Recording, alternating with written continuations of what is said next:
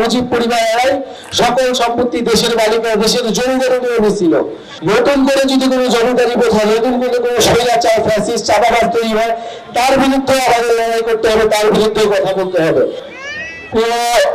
বাংলাবাসী, আপনারা জানেন যে বাংলাদেশ একটা গণঅভ্যুত্থানের মধ্য দিয়ে আজকে এই জায়গায় আসছে।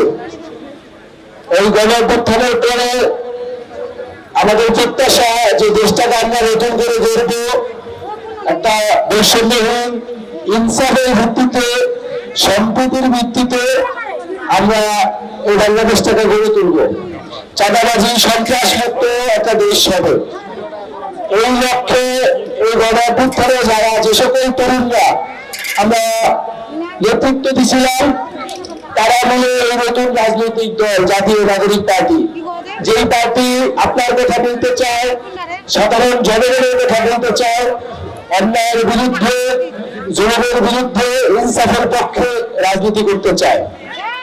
প্রিয় আটোয়ারী উপজেলার বাসিন্দাগণ, আপনাদের এলাকার গর্ব সার্জিস আলম, তিনি এখন শুধু আটোয়ারী নয়, তিনি এখন কেবল পঞ্চগড়ের নয়, তিনি পুরো বাংলাদেশের নেতা হয়ে উঠেছেন। পুরো বাংলাদেশের মানুষের জন্য তিনি কথা বলছেন, লড়াই করছেন।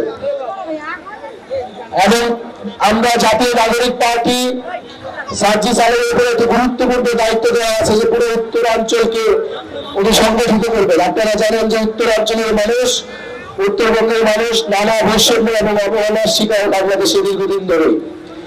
সার্জিস আলম তার বক্তব্যে বললেন যে আটোয়ারী উপজেলার সমস্যাগুলো কি, এবং গণঅভ্যুত্থানের পরে ফ্যাসিস্টের পতনের পরে আবারও নতুন করে চাঁদাবাজি এবং সন্ত্রাস, মাদক ইত্যাদি আবার শুরু হয়েছে। যুব সমাজকে আবার অধপতনের দিকে নিয়ে যাওয়া হচ্ছে। আমরা কি এটার জন্য গণঅভ্যুত্থান করছিলাম? আমরা কি এই দেশ, এই বাস্তবতার জন্য স্বৈরাচারের পতন ঘটাইছিলাম? আমরা ঘটাই নাই। আমরা চাই যে বাংলাদেশের প্রত্যেকটি উপজেলা, শুধু আটোয়ারী নয়, প্রত্যেকটি উপজেলায় আমরা সন্ত্রাস মুক্ত, চাঁদাবাজ মুক্ত একটা এলাকা গড়ে তুলব, এবং সেই জায়গায় যুব সমাজ সবচেয়ে গুরুত্বপূর্ণ ভূমিকা পালন করবে। আপনারা যারা মুরব্বীরা আছেন, আমাদের মা বোনেরা আছেন, তারা আমাদেরকে সহযোগিতা করবেন। জাতীয় নাগরিক পার্টি হিন্দু, মুসলিম, ধর্ম নির্বিশেষে সকল মানুষের কথা বলতে চায়। বান্ডেল থাকলে প্রতি সেনমানিতে টাকা বাঁচবে। বিকাশ সেনমানি বান্ডেল কিনে জিতুন প্রতি লেনদেনে।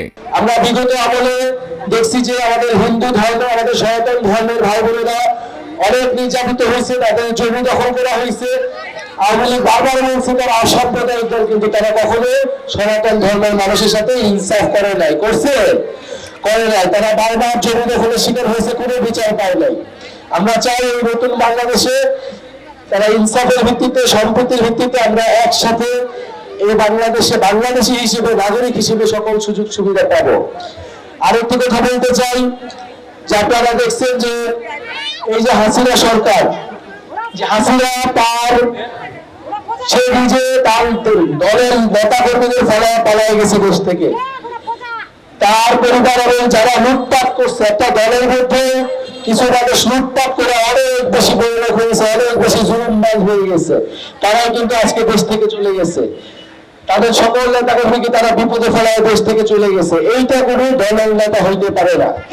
বাংলাদেশে এই যে গুটি কয়েক মানুষ স্বৈরাচার তৈরি করছে, ফ্যাসিস্টবাদ তৈরি করছে, এরাই সকল সম্পত্তির মালিক হয়েছে।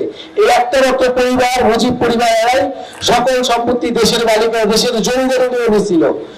ফলে আমাদের এই জমিদারি প্রথা ভাঙছি আমরা গণঅভ্যুত্থানে। নতুন করে যদি কোনো জমিদারি প্রথা, নতুন করে কোনো স্বৈরাচার ফ্যাসিস্ট চাঁদাবাজ তৈরি হয়, তার বিরুদ্ধে আমাদের লড়াই করতে হবে, তার বিরুদ্ধে কথা বলতে হবে।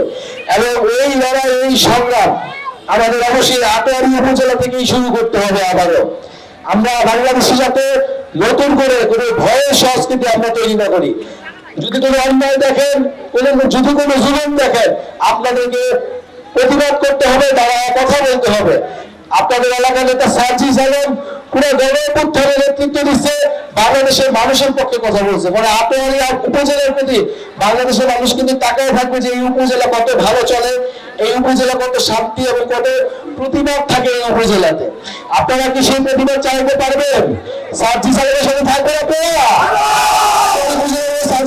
থাকবে? হিন্দু মুসলিম নির্বিশেষে সাজেশনের সাথে থাকবে? এই 18 দিনের কোনো নেতা আছে? পঞ্চমের কোনো নেতা আছে?